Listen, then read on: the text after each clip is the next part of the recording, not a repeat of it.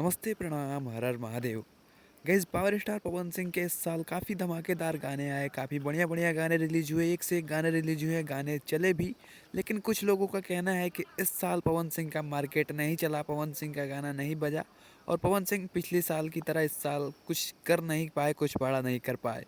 आज की वीडियो में हम पावर स्टार पवन सिंह के 2 लकीरों के ऊपर चर्चा करेंगे, तो वीडियो में लास्ट तक ज़रूर बनाना है। चैनल पे नए हैं तो सब्सक्राइब करके बेल आइकन को प्रेस कर दें। चलिए वीडियो को शुरू करते हैं। तो भैया, आपको याद होगा कि पिछले साल पावर स्टार पवन सिंह और आकांक्षा दुबे का एक गाना रिलीज किया गया था। गाने का नाम था यारा कभी हारा नहीं है। गाना एक स्टेज सॉन्ग था जो कि लगन स्पेशल सॉन्ग बनाया गया था और आज के दिन गाना जो है वो 100 मिलियन क्रॉस कर चुका है और ये बहुत ही बड़ी बात है। इस साल काफ़ी गाने ऐसे रिलीज हुए हैं जो कि पवन सिंह के करियर के बहुत ही बड़े गाने हैं, जो कि इस साल हिट हो गए, सुपर हिट हो गए। गाने के लिहाज से तो पवन सिंह इस साल खूब चले, लेकिन फिल्मों के लिहाज से पवन सिंह भोजपुरी इंडस्ट्री के सबसे बड़े कलाकार हो चुके हैं। और सारे कलाकारों की काफ़ी सारी फिल्में रिलीज हुई, खेसारी लाल यादव की काफ़ी सारी फिल्में रिलीज हुई, लेकिन मार्केट नहीं बना पाई।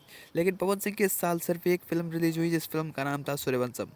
इस फिल्म ने पूरे भोजपुरी सिनेमा में अपना गर्दा मचा दिया, अपना झंडा गाड़ दिया और इसका हमें प्रत्यक्ष प्रमाण देखने को मिलता है कि लगातार 50 दिन तक पटना के सिनेपोलिस में वो सिनेमा लगा रहा और लगातार उसको लोग देखने जाते रहे। अक्सर लोग कहते हैं कि भोजपुरी सिनेमा बस एक एल्बम इंडस्ट्री बन के रह चुकी है। ये उनके मुंह पे तमाचा है।